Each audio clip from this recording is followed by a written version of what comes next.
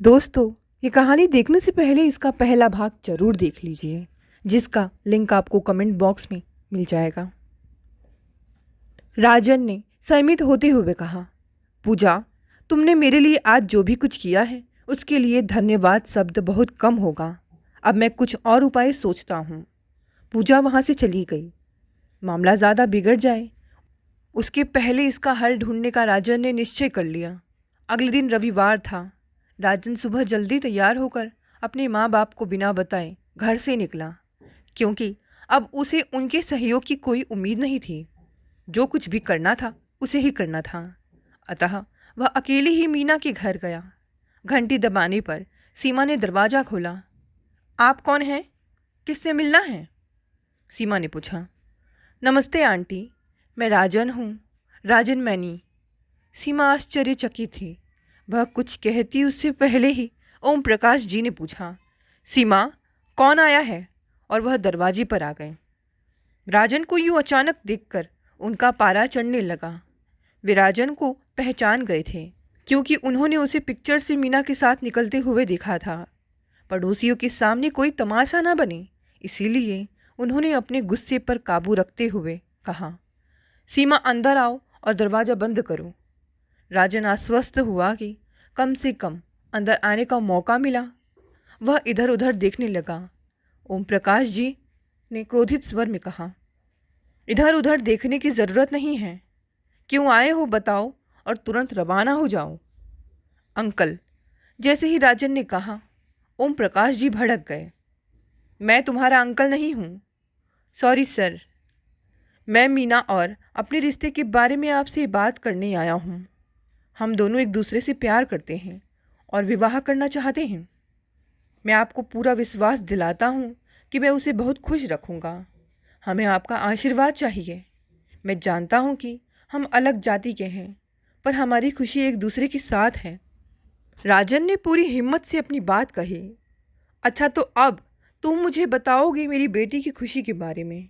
उसका रिश्ता कहाँ और किससे करना है, मैं यह तय करूँगा। मैं जानता हूँ उसके लिए क्या अच्छा है और क्या नहीं। ओम प्रकाश जी की आवाज़ ऊंची होती जा रही थी। नहीं पापा, आप नहीं जानते हैं मेरी खुशी किसके साथ है। आपको सिर्फ अपने पद और प्रतिष्ठा की चिंता है। मीना ने सीढ़ियों से उतरते हुए कहा। मीना की इस बेबाकी से सीमा और ओम प्रकाश जी हतप्रभ रह गए।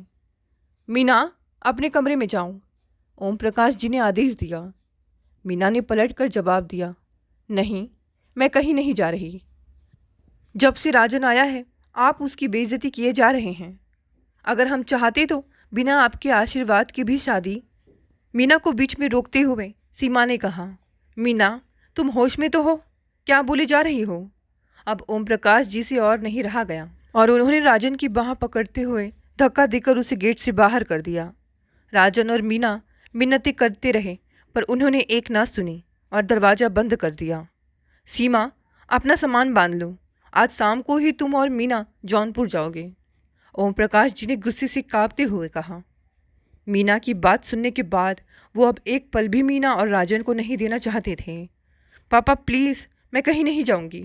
आप ऐसा नहीं कर सकते, प्लीज़ पापा, मीना ने रोते गिड़गिड़ाते हुए कहा।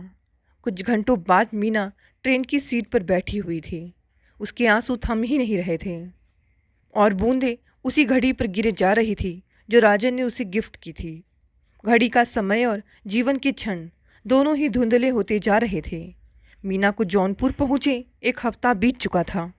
मीना उदास थी, दिन रात बस रोती रहती थी। ओम प्रकाश जी ने अपने माता पिता को सब बात बताकर हिदायत दी थी कि वे लैंडलाइन फ़ोन पर ताला लगा दें। अपने ट्रांसफ़र के लिए वे भी प्रयासरत थे। आज किस्मत मीना के साथ थी। वह हॉल में अकेले बैठे हुए राजन के बारे में सोच रही थी। तभी फ़ोन की घंटी बजी। मीना ने फ़ोन उठाया और बेमन से हेलो बोला। हेलो, मैं राजन। राजन की आवाज़ सुनकर मीना की आंखों से आंसुओं का सैलाब उमड़ पड़ा। हेलो राजन। राजन, तुम कैसे हो? मीना ने पूछा। तुम्हारे बिना कैसा हो सकता हूँ? उस दिन के बाद मैंने तुम्हारे यहाँ कई बार फ़ोन लगाया। पूजा से पता चला कि तुम जौनपुर में हो। पूजा ने बड़ी मुश्किल से तुम्हारा नंबर लेकर मुझे दिया। मैं कई दिन से फ़ोन लगा रहा था किंतु तुमसे बात ही नहीं हो पा रही थी। राजन ने एक सांस में सारी बात कह डाली। हाँ राजन, पता नहीं पापा के मन में क्या चल रहा है। उन्होंने उसी दिन शाम की ट्रेन से मम्मी के साथ मुझे यहाँ भेज दिया। यहाँ भी फ़ोन पर ताला लगा हुआ है। मैं अकेले बाहर भी नहीं जा सकती। मुझे तुम्हारी बहुत याद आती है। पता नहीं कब जबलपुर लौटना होगा। अभी घर पर कोई नहीं है, इसीलिए तुमसे बात कर पा रही हूँ। मीना ने राजन को सब कुछ बताया। हाँ मीना, पता नहीं हमारे माता पिता क्यों नहीं समझ रहे हैं कि हमारी खुशी एक दोनों के साथ है। मुझे कुछ समझ नहीं आ रहा कि कैसे उन्हें मनाएं। तुम्हारे लौटते ही तय करेंगे कि क्या करना है। तुम अपना ध्यान रखना, राजन ने लाचार होते हुए कहा। हाँ, मैं भी उस दिन का ही इंतज़ार कर रही हूँ, कब वापस आऊँ और तुमसे मिल सकूँ। तब तक तुम भी कभी कभी फ़ोन कर लेना ताकि एक दूसरे की आवाज़ ही सुन सकें, मीना ने भावुक होते हुए कहा। राजन और मीना ने भारी मन से फ़ोन रखा। कुछ दिनों तक फ़ोन पर एक दूसरे की आवाज़ सुनकर ही दोनों खुश होते रहे, लेकिन ये सिलसिला भी एक दिन ख़त्म हो गया जब अचानक सीमा ने आकर मीना से कहा, मीना अपनी पैकिंग चालू कर दो, हमें कल रवाना होना है। मीना खुशी से उछल पड़ी। सच मम्मी, हम जबलपुर वापस जा रहे हैं? नहीं, हम अहमदाबाद जा रहे हैं। तुम्हारे पापा का ट्रांसफ़र और प्रमोशन भी हो गया है। वे वहाँ पहुँच गए हैं, सीमा ने अलमारी से कपड़े निकालते हुए कहा। अहमदाबाद? अचानक प्रमोशन और ट्रांसफ़र? पापा यह सब जानबूझकर कर रहे हैं ताकि मैं राजन से नहीं मिल सकूं ना। लेकिन आप लोग यह सब करके राजन के प्रति मेरे प्यार और मेरी भावनाओं को नहीं बदल सकेंगे, मीना ने गुस्से में कहा। तीसरे दिन ओम प्रकाश जी अहमदाबाद स्टेशन पर ट्रेन का इंतज़ार कर रहे थे। जैसे ही सीमा मीना के साथ प्लेटफॉर्म पर उतरी, वे बहुत खुश हुए। मीना ने उनके पैर छुए, पर वो क्रोध और उदासी से भरी थी। इस नए शहर में तुम दोनों का स्वागत है, उन्होंने उत्साहित स्वर में कहा। मीना ने उनकी बात का कोई जवाब नहीं दिया। सीमा ने परिस्थिति की नाजुकता को भांपते हुए बात संभाली। हम लोग इतने लंबे सफ़र से थक गए हैं, घर चलकर आराम से बात करेंगे। सब लोग घर पहुँचे। सरकारी कॉलोनी में पहले से भी बड़ा क्वार्टर मिला था उन्हें। वे सीमा को पूरा घर दिखा रहे थे, गार्डन, गाड़ी, नौकर चाकर दिखाकर शायद मीना को राजन के स्तर का एहसास करा रहे थे। लेकिन मीना अपना बैग लेकर अपने कमरे में चली गई। ओम प्रकाश जी स्टेशन से लेकर अब तक मीना के तेवर को महसूस कर रहे थे। सीमा, क्या ये अभी तक उस लड़की को भूली नहीं? उसके संपर्क में है क्या? ओम प्रकाश जी ने पूछा। सीमा ने आश्वस्त किया, नहीं नहीं, उसके संपर्क का अब कोई साधन ही नहीं है। अब यहाँ आकर तो धीरे धीरे भूल ही जाएगी। जितना जल्दी हो सके उसे इन सब बातों से बाहर आना होगा। मेरे एक मित्र ने यहाँ पर अपने ही बिरादरी के एक लड़के के बारे में बताया है।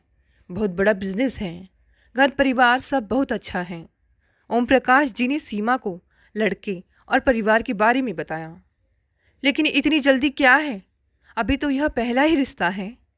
हम और भी अच्छे रिश्ते की तलाश करेंगे। सीमा को ओम प्रकाश जी की यह जल्दबाजी अच्छी नहीं लगी। जल्दी? यह तुम कह रही हो? अपनी बेटी के तेवर नहीं देख रही हो? वह कुछ और उल्टे कदम उठाए, इसके पहले उसकी शादी करना जरूरी है। और फिर घर परिवार, लड़का, बिजनेस सब अच्छा है, तो फिर क्या देखना बचता है? तुम अब तैयारी में लग जाओ। मैं उन्हें जल्दी ही आमंत्रित करूँगा, और अगर मीना उन्हें पसंद आती है तो शीघ्र ही सगाई कर देंगे। ओम प्रकाश जी ने सीमा की किसी भी बात को तवज्जो दिए बिना अपना निर्णय सुना दिया। मीना इन सब बातों से बेखबर अपने कमरे में बैठे सोच रही थी कि कैसे राजन से संपर्क करे और उसे अपने अहमदाबाद आने की खबर करे। राजन के साथ अब तक बिताए सारे पल किसी फिल्म की भांति उसकी आंखों के सामने घूम रहे थे। उधर राजन ने 3 दिन में कई बार मीना को फ़ोन लगाया, किंतु हर बार निराशा ही हाथ लगी। उसे लगा शायद मीना लौट आई हो, इसीलिए उसके घर पर फ़ोन लगाया, किंतु वह भी बंद आ रहा था। राजन उसके घर पर भी जाकर आया, पर वहाँ भी गेट पर ताला लटका हुआ था। यह सब देखकर उसका माथा ठनका। जौनपुर और जबलपुर के अलावा वह कहाँ हो सकती है? वह अपने पिता के ऑफिस पहुँचा।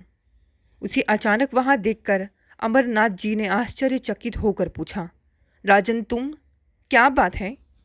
अचानक ऑफिस में कैसे आना हुआ? आप बताइए कि बात क्या है आखिर? मीना के घर पर ताला है, फ़ोन भी बंद आ रहा है। मैं उसके पिताजी से मिलने आया हूँ, कहाँ है वो? राजन ने अधीर होते हुए कहा। अमरनाथ जी ने उसे शांत करते हुए कहा, मैंने तुम्हें पहले ही कहा था कि यह रिश्ता संभव नहीं है। पांडे जी ने अहमदाबाद ट्रांसफ़र ले लिया है। अब तुम भी अपने काम पर ध्यान दो और उस लड़की को भूल जाओ। अहमदाबाद? ये आप क्या कह रहे हैं? राजन ने गुस्से से कांपते हुए कहा और ऑफिस से बाहर निकल गया।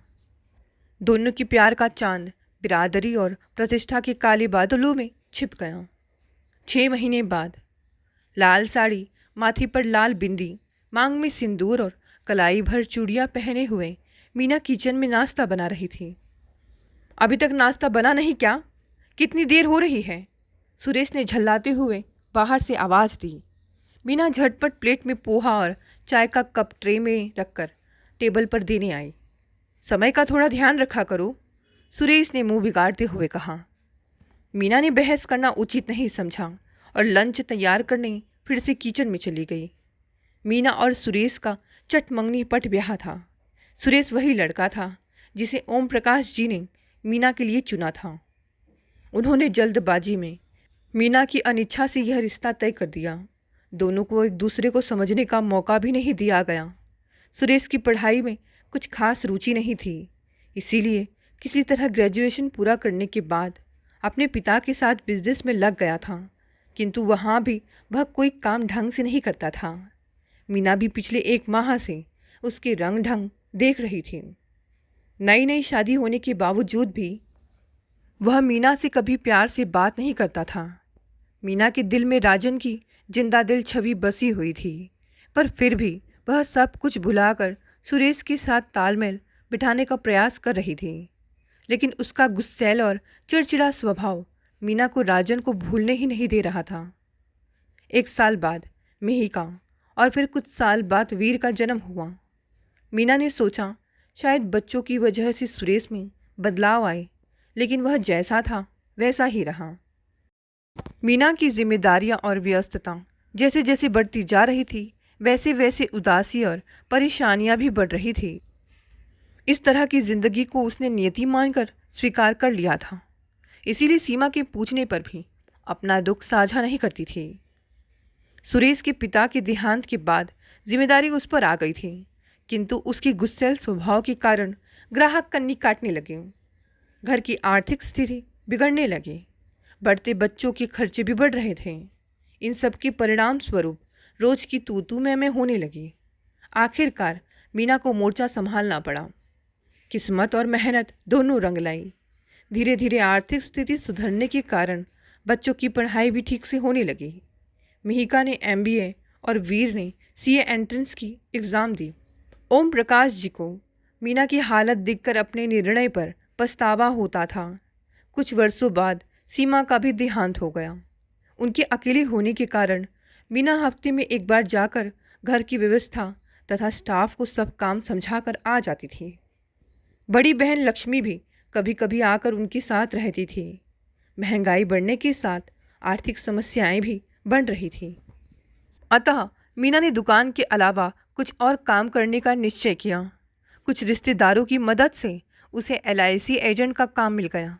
इस सिलसिले में उसे 1 बार अहमदाबाद से बड़ौदा जाने का मौका मिला।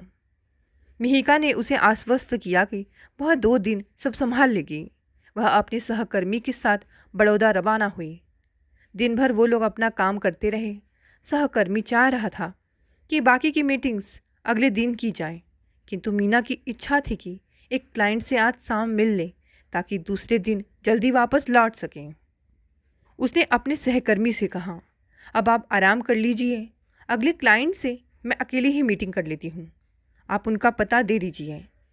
पता किसी प्रिंटिंग प्रेस का था और क्लाइंट का नाम मिस्टर मैनी था। मीना दिए हुए पते पर पहुंची। इधर उधर देख ही रही थी कि एक चाय वाले छोटे बच्चे ने पूछा, क्या हुआ मैडम जी, आप किसी को ढूंढ रही हैं? हाँ, मुझे मिस्टर मैनी से मिलना है, मीना ने कहा ओह अच्छा, आपको साहब जी से मिलना है। चलिए मैं आपको उनका कैबिन दिखाता हूँ, बच्चे ने कहा। दोनों कैबिन की ओर बढ़े। साहब जी, कोई मैडम आई है आपसे मिलने। बच्चे ने केबिन का दरवाज़ा खोलते हुए कहा। कौन है छोटू? मिस्टर मैनी ने अपनी कुर्सी घुमाकर ऊपर देखा तो उनकी आंखें आश्चर्य से फटी रह गई। मीना भी मूर्तिवत देखती रह गई कि मिस्टर मैनी कोई और नहीं बल्कि राजन हैं, राजन मैनी। साहब जी, मैडम जी, क्या हुआ? आप लोग ठीक तो हैं? मैं चाय ले आऊं? छोटू की आवाज़ से दोनों सहज हुए। अभी नहीं छोटू, तुम जाओ, राजन ने उसको जाने के लिए कहा। मीना, तुम यहाँ? मुझे तो अभी भी विश्वास नहीं हो रहा है कि इतने सालों बाद तुम्हें अपने सामने देख रहा हूँ। कैसी हो तुम? आश्चर्य मिश्रित खुशी से राजन ने पूछा। मीना ने खुद को संभालते हुए कहा, मैं ठीक हूँ, तुम कैसे हो? बस मैं भी ठीक हूँ, राजन ने जवाब दिया। इतने सालों बाद अचानक एक दूसरे के सामने आ जाने से दोनों के बीच एक अजीब सी हिचकिचाहट थी। अरे तुम बैठो ना, राजन ने कुर्सी की ओर इशारा करते हुए कहा। मीना ने कहा, मैं LIC की तरफ से आई हूँ। ओह अच्छा, हाँ आज मेरी मीटिंग थी पर मैं किसी और के आने की उम्मीद कर रहा था। राजन को समझ आया। हाँ वो मेरे सहकर्मी हैं, उन्हें थोड़ी थकान हो गई थी तो मैंने कहा ये मीटिंग मैं ही कर लेती हूँ। मुझे बिल्कुल भी अंदाज़ा नहीं था कि मिस्टर मैनी तुम हो। मीना ने पूरी बात सविस्तार बताई। चलो अच्छा ही हुआ, अन्यथा हम यूँ नहीं मिल पाते, राजन ने कहा। दोनों ने विगत वर्षों के गुजरे दिन, अपने अपने परिवार, बिजनेस और बहुत सी बातें साझा की। राजन ने बताया कि उसकी पत्नी का नाम रूपा है और उसके 2 पुत्र हैं। अब तो तुम बड़े बिजनेसमैन बन गए हो, मीना ने उसकी प्रेस की ओर देखते हुए कहा। अरे नहीं, बस पेट थोड़ा बड़ा हो गया है, राजन ने हंसते हुए कहा। मीना भी मुस्कुरा दी। लेकिन तुम बहुत कमज़ोर हो गई हो मीना, राजन ने ध्यान से उसकी ओर देखते हुए कहा। उसे महसूस हुआ कि अपनी मुस्कुराहट के पीछे मीना शायद कोई दर्द छिपाए हुए हैं। ऐसा कुछ नहीं है, बस इन दिनों व्यस्तता कुछ ज़्यादा बढ़ गई है। मीना ने बात को टालना चाहा, लेकिन राजन उसके शब्दों की छुपे भावों को पढ़ पा रहा था। कुछ तो था जो मीना छुपा रही थी। अब मैं चलती हूँ, बातों में समय का पता ही नहीं चला, मीना ने अपनी घड़ी की ओर देखते हुए कहा। काफ़ी रात हो गई है, मैं तुम्हें होटल तक छोड़ देता हूँ, राजन ने कहा और दोनों राजन की कार में बैठकर होटल के लिए निकल गए। होटल के रास्ते में दोनों के बीच एक अजीब सी खामोशी थी। कभी घंटों घंटों बात करने वालों को आज शब्दों को खोजना पड़ रहा था। राजन बहुत कुछ कहना और पूछना चाहता था, लेकिन कुछ बोल नहीं पा रहा था। बस कभी कभी रास्ते में पड़ने वाली कुछ प्रसिद्ध जगहों के बारे में बताता जा रहा था। मीना चुपचाप खिड़की से बाहर की ओर देखकर सर हिला रही थी। तभी एक जगह अचानक उसने कार रोकी। क्या हुआ? मीना ने पूछा। ये यहाँ का प्रसिद्ध आइसक्रीम पार्लर है, 10 मिनट ही लगेंगे, प्लीज़ आओ। राजन के आग्रह भरे स्वर को मीना मना नहीं कर पाई। टेबल पर राजन मीना की पसंदीदा 2 कोन लेकर आया। दोनों को उस दिन पिक्चर के बाद खाई हुई आइसक्रीम याद आई। सॉरी मीना, मैंने बहुत कोशिश की लेकिन मैं अपना वादा नहीं निभा पाया, राजन ने आखिर चुप्पी तोड़ी और दुखी स्वर में कहा। मीना की भी भावनाएं आंसू के रूप में छलकने लगी। उसने कहा, नहीं राजन, इसमें किसी की भी कोई गलती नहीं है। शायद हमारी किस्मत में उतना ही साथ लिखा था। हम चाहते तो अपने माता पिता की मर्जी के बिना भी एक हो सकते थे, लेकिन उनको दुखी करके हम सुख से नहीं रह पाते। मीना की परिपक्वता राजन को अचंभित कर रही थी। मीना ने अपनी बात जारी रखते हुए आगे कहा, हमारी अपने अपने परिवार के प्रति जिम्मेदारियां भी बहुत हैं, इसीलिए अब हमें वर्तमान में ही जीना होगा। इन सब बातों के बारे में सोचकर हम कमज़ोर ही महसूस करेंगे। राजन मीना की बातों से सहमत था, किंतु उसे लगा मीना को कोई बात अंदर ही अंदर खाई जा रही है। राजन से रहा नहीं गया और उसने पूछ ही लिया, मीना एक बात बताओ, क्या तुम सच में खुश हो? मीना को इस प्रश्न की अपेक्षा नहीं थी, फिर भी उसने संयमित होते हुए उत्तर दिया, हाँ बिल्कुल, सब कुछ ठीक है। बच्चे अच्छी पढ़ाई कर रहे हैं, मेरा काम भी ठीक चल रहा है। और तुम्हारे पति? राजन ने पूछा। हाँ, सुरेश भी बहुत अच्छे हैं, मेरा बहुत ध्यान रखते हैं, मीना ने नज़रें चुराते हुए कहा, इस डर से कि कहीं राजन उसकी आंखों का सूनापन ना भांप ले। किंतु राजन उसके भावों को समझ रहा था। मीना, क्या तुम मुझे अपना फ़ोन नंबर दे सकती हो? राजन ने झिझकते हुए पूछा। मीना असमंजस में थी। अगर कोई दिक्कत है तो रहने दो। राजन उसे किसी परेशानी में नहीं डालना चाहता था। नहीं, ऐसी कोई बात नहीं है। दोनों ने अपने नंबर्स एक दूसरे के साथ साझा किए। होटल की ओर बढ़ते हुए रास्ते में अब दोनों खुलकर बातें करने लगे। अब दोस्ती के रिश्ते में बंद कर एक दूसरे से विदा ले रहे थे। इस सुकून के साथ कि इस रिश्ते के लिए अब उन्हें किसी की अनुमति की ज़रूरत नहीं होगी। दूसरे दिन बची हुई मीटिंग्स निपटाकर मीना अहमदाबाद वापस लौटी। एक सच्चे मित्र के मिलने से मीना ने अपने भीतर एक सुखद बदलाव महसूस किया। एक दूसरे से मानसिक संबल पाते हुए दोनों अपनी जिम्मेदारियां पहले से भी बेहतर निभा रहे थे। समय अपनी गति से बढ़ रहा था, लेकिन समय की फितरत बीच बीच में इम्तिहान लेने के लिए होती है। इसीलिए मीना के सामने ऐसी ही एक घड़ी फिर से आ गई। एक दिन ओम प्रकाश जी के घर से वहाँ काम करने वाले नौकरानी का फ़ोन आया। दीदी, मालिक की तबीयत अचानक से बिगड़ गई है, आप जल्दी से आ जाइए। मीना तुरंत रवाना हुई। रास्ते से ही उनकी फैमिली डॉक्टर को भी फ़ोन कर दिया घर पहुंचने के लिए। डॉक्टर ने जांच की। इनका ब्लड प्रेशर बहुत बढ़ गया है। अभी मैंने इंजेक्शन लगा दिया है, ये दवाइयाँ भी लिख दी हैं। इन्हें पूरे आराम और अच्छी देखभाल की ज़रूरत है।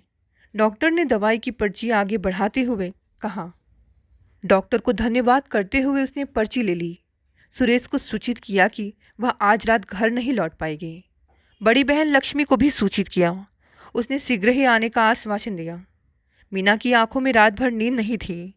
उसने रात में ही निश्चित किया कि वह ओम प्रकाश जी को अपने घर ले जाएगी, क्योंकि ऐसी हालत में उन्हें अकेले छोड़ना संभव नहीं था। सुबह उसने जरूरी सामान की पैकिंग करते हुए पूछा, पापा, अब तबीयत कैसी है? पहले से बेहतर है, पर यह तुम मेरा सामान क्यों बांध रही हो? ओम प्रकाश जी ने पूछा। पापा, आपको आराम और परहेज के खाने की ज़रूरत है, इसलिए आप मेरे साथ चल रहे हैं। मीना ने दवाइयाँ बैग में रखते हुए कहा। ओम प्रकाश जी अपनी रूढ़िवादी सोच में अभी भी जकड़े हुए थे। बेटी के घर ना जाने के कई बहाने गिनाए, पर मीना ने इस बार उनकी एक ना सुनी। वह उन्हें अपने साथ अपने घर ले आई। बच्चों का रूम उनके लिए ठीक किया, खाना खिलाकर दवाइयाँ दी। इस बीच सुरेश दुकान से आ चुका था। औपचारिकतावश तबीयत पूछकर कमरे से बाहर आया। बाहर आते ही उसने मीना से पूछा, तुम अपने पापा को यहाँ क्यों लेकर आई हो? मीना कुछ समझ पाती उसके पहले ही वह जोर से बोलने लगा, मेरे घर में लाने से पहले मुझसे पूछना चाहिए था। सुरेश, प्लीज़ धीरे से बोलो, पापा सो रहे हैं और ये मेरा भी घर है। वे कोई गैर नहीं बल्कि मेरे पापा हैं। मीना ने अपना क्रोध संयमित करते हुए कहा। ओम प्रकाश जी अंदर से सब सुन रहे थे। वे सुरेश के स्वभाव को जानते थे, परंतु ऐसी बीमारी की हालत में उन्हें ऐसे व्यवहार की बिल्कुल अपेक्षा नहीं थी। उसके शब्दों को सुनकर उनका मन बहुत आहत हुआ। मीना, मैं कल सुबह वापस जाना चाहता हूँ। रात का खाना बड़ी मुश्किल से खाते हुए उन्होंने कहा। क्यों पापा, क्या हुआ? मीना ने पूछा। कुछ नहीं, बस अब मुझे पहले से ठीक लग रहा है और कल शाम तक लक्ष्मी भी आ जाएगी। ओम प्रकाश जी ने बातें संभालते हुए कहा। मीना समझ गई थी कि उन्होंने सुरेश की बातें सुन ली हैं। उसे सुरेश पर बहुत गुस्सा आ रहा था, लेकिन फिर उसने सोचा यहाँ सुरेश के व्यवहार को देखकर उनकी तबीयत ज़्यादा खराब ना हो जाए, इसीलिए उसने भारी मन से कहा, ठीक है पापा, कल हम सुबह चलेंगे। दूसरे दिन सुबह मीना और ओम प्रकाश जी जैसे ही टैक्सी में बैठने के लिए बाहर निकले, औपचारिकता के लिए सुरेश भी बाहर आया, पर उसने एक शब्द भी नहीं कहा। उसके ऐसे रूखे बर्ताव को देखकर ओम प्रकाश जी सोचने लगे, मैंने बहुत बड़ी गलती कर दी है। अपनी बेटी की तकलीफ़ों के लिए मैं ही जिम्मेदार हूँ। मीना उनके पास आई और उनका हाथ पकड़कर टैक्सी तक ले जाने लगी। उन्होंने कसकर उसका हाथ पकड़ लिया। वे खुद को रोक नहीं पाए और उनकी आंखों से आंसू बह निकले। वर्तमान अलार्म के बजने से मीना विचारों की निंद्रा से जाग गई। वह रात भर सो नहीं पाई थी, क्योंकि इस एक रात में वह अब तक की पिछली पूरी जिंदगी यादों के माध्यम से जी गई थी। उसने पानी पीते हुए मिहिका और नितिन के बारे में सोचना शुरू किया। यह इतना आसान नहीं था, फिर भी उसने निश्चय कर लिया कि वह सबको इस विवाह के लिए मना लेगी। नाश्ता करके मिहिका और वीर दोनों अपने अपने काम पर निकल गए। सुरेश चाय पीते हुए अखबार पढ़ रहा था। मीना ने पास बैठते हुए कहा, सुरेश, मुझे तुमसे कुछ ज़रूरी बात करनी है। तुम्हें दिखाई नहीं दे रहा कि मैं अखबार पढ़ रहा हूँ? चैन से चाय पीने दो। सुरेश ने हमेशा की तरह चिढ़कर कहा, सुरेश, यह बहुत ज़रूरी बातें हैं। हमारी बेटी का भविष्य इससे जुड़ा हुआ है। मीना ने उसका ध्यान अपनी बात पर खींचने का प्रयास किया। अब क्या हुआ उसे? कहीं और जॉब करना है या आगे की पढ़ाई करनी है? सुरेश ने तेज स्वर में पूछा। नहीं, मैं उसकी शादी के बारे में बात करना चाहती हूँ, मीना ने कहा। शादी? हाँ, ये सही है। अब हमें इस बारे में सोचना चाहिए।